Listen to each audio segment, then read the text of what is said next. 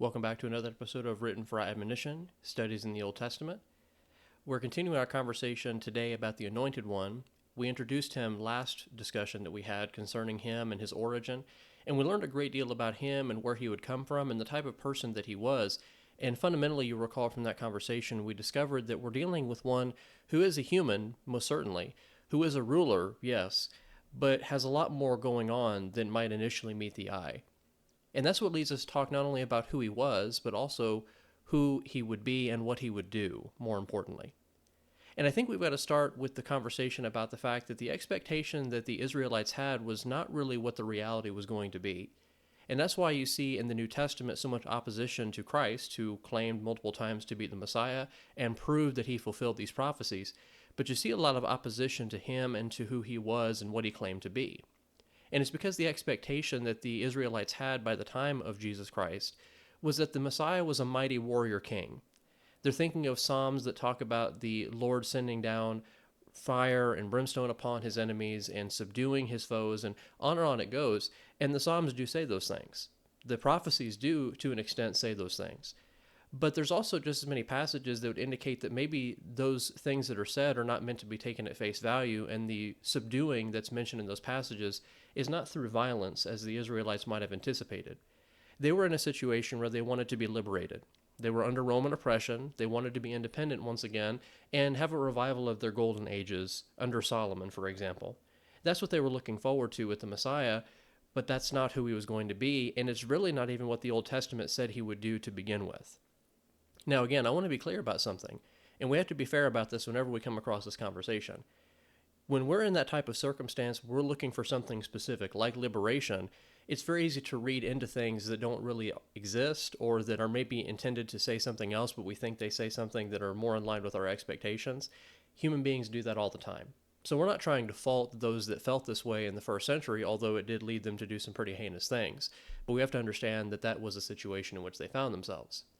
But nevertheless, going back to what the Old Testament actually says about the Messiah or the Christ, it does certainly say that the Messiah is going to rule. It repeatedly talks about how the Messiah will reign on David's throne. And to the Israelites who understand David and understand his legacy, they're going to see him as a conquering king. You can imagine how they would draw that conclusion. But as we find out in the Old Testament directly, and of course talking about the New Testament as well, we realize that those prophecies might have had more to do with a heavenly reign, which is a far more reaching and enduring legacy, versus a physical throne, which is what they would have likely thought. Now, the other part of this is the fact that the Messiah is shown to be Israel's greatest ruler. There's no question about that either. Again, when we talk about the origin of the Messiah, he is of the line of David. He's going to inherit his throne. He's going to be in the likeness of David in that sense. But again, he's not going to be exactly like David, and he's not going to be a man of fleshly war. That's going to be something critical that comes out from our conversation today about the Anointed One suffering and what he would really do for Israel, and not only for Israel, but for all humanity. I want to start with this note here, that the Messiah is shown first and foremost to be a servant. But in what sense do we mean that he would be a servant? This is going to take us over to Isaiah chapter 53. This is a famous chapter, and the reason being for its fame is the fact that it talks in great detail about the Messiah and what he would do. And again, it defies our expectations about who the Messiah would be. It defied the expectations of who the Messiah would be in the first century. But you can see reading through this God's intention with the Messiah and who he would be and what he would do. And so God reveals this information to Isaiah 700 years before Jesus fulfills this prophecy and goes into great detail, excruciating detail to an extent, talking about the Messiah and what he would do. Let's go ahead and go over to Isaiah 53, and we'll just read the whole chapter. It's 12 verses, so it's a bit of a lengthy reading, but we'll go ahead and understand the point that's being made here, and then we'll come back and we'll talk about some points that arise from it.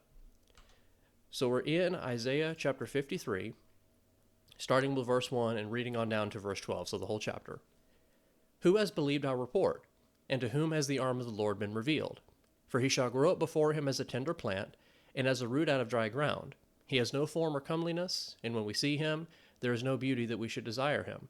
He is despised and rejected by men, a man of sorrows and acquainted with grief, and we hid, as it were, our faces from him. He was despised, and we did not esteem him. Surely he has borne our griefs and carried our sorrows, yet we esteemed him stricken, smitten by God, and afflicted. But he was wounded for our transgressions, he was bruised for our iniquities. The chastisement for our peace is upon him, and by his stripes we are healed. Verse 6. All we like sheep have gone astray. We have turned every one to his own way, and the Lord has laid on him the iniquity of us all. He was oppressed and he was afflicted, yet he opened not his mouth. He was led as a lamb to the slaughter, and as a sheep before its shearers is silent, so he opened not his mouth. He was taken from prison and from judgment, and who will declare his generation? For he was cut off from the land of the living. For the transgressions of my people he was stricken. And they made his grave with the wicked, but with the rich at his death, because he had done no violence, nor was any deceit in his mouth. Yet it pleased the Lord to bruise him. He has put him to grief. When you make his soul an offering for sin, he shall see his seed, he shall prolong his day, and the pleasure of the Lord shall prosper in his hand. He shall see the labor of his soul and be satisfied. By his knowledge my righteous servant shall justify many, for he shall bear their iniquities. Therefore I will divide him a portion with the great, and he shall divide the spoil with the strong, because he poured out his soul unto death, and he was numbered with the transgressors, and he bore the sin of many, and made intercession for the transgressors. So in Isaiah 53, the clear picture concerning the Messiah is that he would be a servant in the sense that he would bear the iniquities of humanity. And when you first read this passage, and you read it in the context of Isaiah and really the broader history of Israel, you can understand how they would take this passage and maybe think it only applies to Israel, but then a further reading, you become to understand that it's something a bit more universal in nature, where it's something that the Messiah is going to do for all humanity. He's going to bear the griefs of all humanity. He's going to bear their sorrows, their griefs, their iniquities, all these things. And he's going to do that so they can be redeemed from them, is the point. So we notice right off the bat in verse 3 that we read in Isaiah chapter 53, that the Messiah will be despised and rejected by people. That right off the bat is shocking when we think about who the Messiah would be. We're talking about a Messiah that is described in so many ways as eternal, one who is the greatest ruler in Israel's history, one who will redeem the people of Israel, and yet that's the very person they reject. It's the very person they despise, the text actually says. They do not want to have anything to do with him. And again, part of that goes back to what we've already talked about and what we set up for this passage, that this defies expectation. It goes against what we'd otherwise want to know about the Messiah, thinking him to be something that he's really not. So he's despised, he's rejected, he's not respected by people in his own time. And so verses 4 through 6 are the natural follow-on from that in Isaiah 53. He's punished for the sins of other people. So here he is, sacrificing his life to redeem the very people who reject him, to bring the sheep that have gone astray back into God's fold. We find in verses 7 through 9 that he will be put to death, that he is going to be killed and buried, knowing that he had fulfilled his mission of being that sacrifice. But as the chapter comes to its close in verses 10 through 12, what do we find? The Messiah's story isn't over. He might have been killed, he might have been punished for the sins of other people, but yet he has come back, and now he is able to see what he has accomplished, to have his people along with him, and to understand what it was all for. So once again, what do we learn about the Messiah from this passage?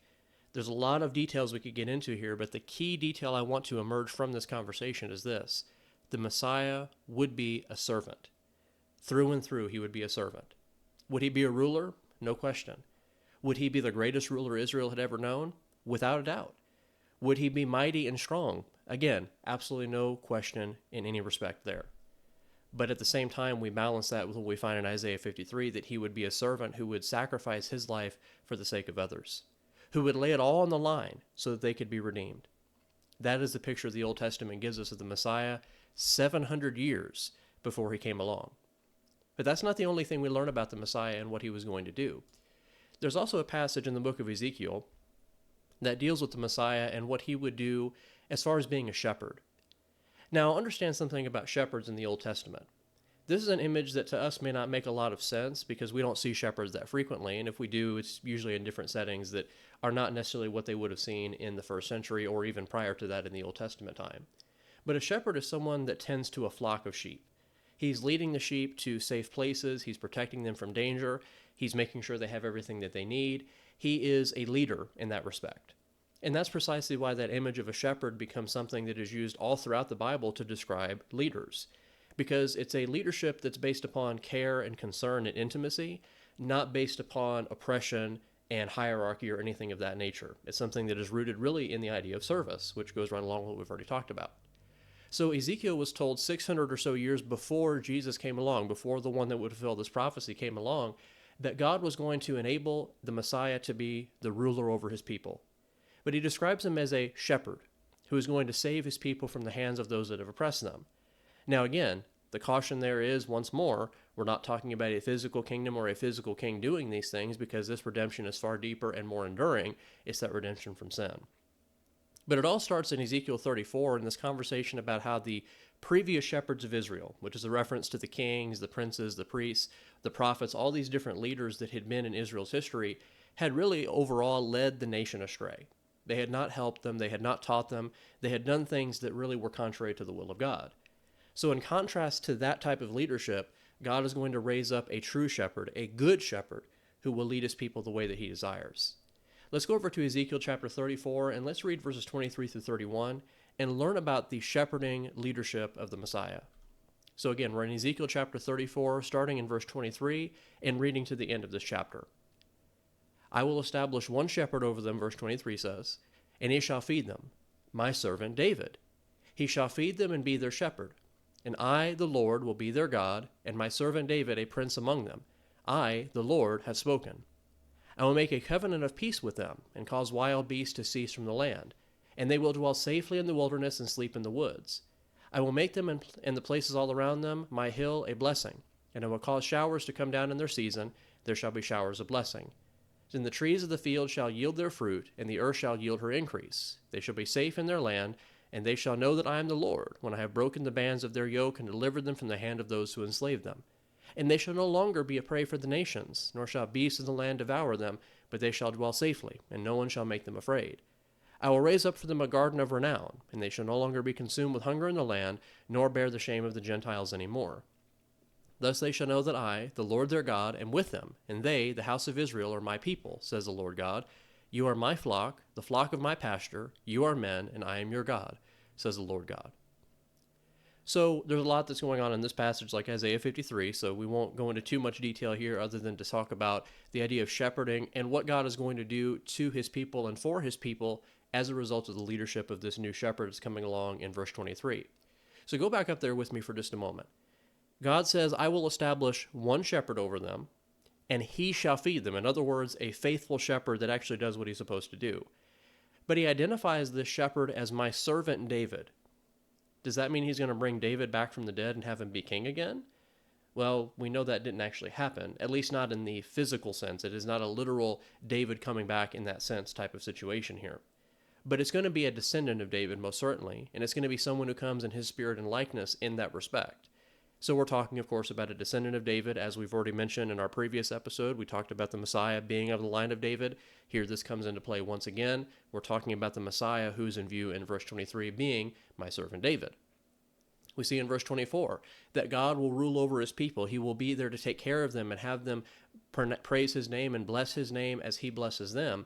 And his servant David, the Messiah, once again, is going to be the ruler among them also. And in verse 25 onward, you see that God is promising that he's going to take care of his people in this situation. There's going to be a covenant of peace in verse 25. He's going to descend the showers of blessing upon them. He's going to make sure that the trees in the fields yield their fruit. He's going to make sure that they are no longer oppressed by their enemies. All these things go on. And we realize once again that we're talking about a spiritual circumstance where the Messiah has laid it all down for his people to redeem them from the power of sin and to truly bless their lives in ways that no one before them ever could have. And so we realize that's what's in view here, and the leadership of the Messiah is what's talked about, but it goes back to also the idea of service, because fundamentally that's who the Messiah would be, is a servant, but he would also be a shepherd who leads his people to where they must go. Now bringing this back down to our conversation about the Messiah's suffering and also his origin, again, we see very clearly who fulfills these prophecies. We are talking about Jesus, who is the one that fulfills these prophecies.